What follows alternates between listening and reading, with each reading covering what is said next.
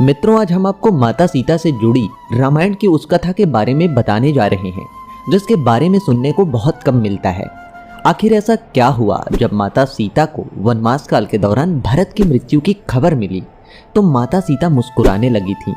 पर उससे पहले अगर आप इस चैनल पर पहली बार आए हैं तो इस वीडियो को लाइक कर चैनल को सब्सक्राइब जरूर करें, क्योंकि इस चैनल पर माता सीता और श्री राम से जुड़ी जानकारी ही प्रसारित की जाती है। मित्रों, ये कथा उस समय की है जब लंका से विजय होकर श्री राम अयोध्या आए।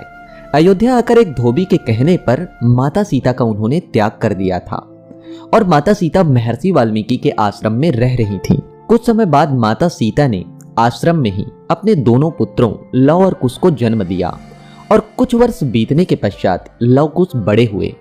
इसी दौरान प्रभु श्री राम ने अयोध्या में अश्वमेध यज्ञ कराया, जिसका अश्व महर्षि वाल्मीकि के आश्रम में आ पहुंचा। जिस अश्व के मस्तक में लिखा था कि युद्ध की चुनौती स्वीकार करो या हमारे श्री राम के सामने पराजय स्वीकार करो।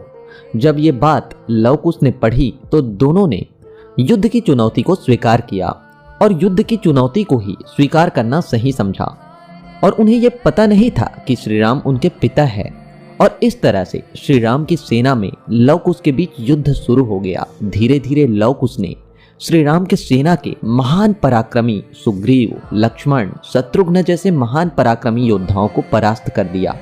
जिसके बाद भरत भी युद्ध के लिए आए और लव कुश ने भरत को भी युद्ध में परास्त कर दिया और भरत मूर्छित होकर जमीन पर गिर पड़े।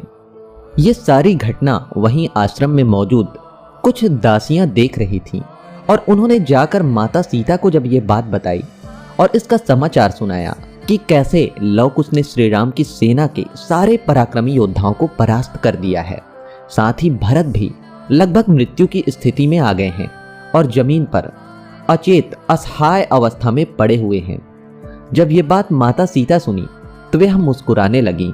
उन्हें दासियों के बात पर भरोसा नहीं हुआ, परंतु बाद में महर्षि वाल्मीकि के कहने पर माता सीता ने विश्वास कर लिया।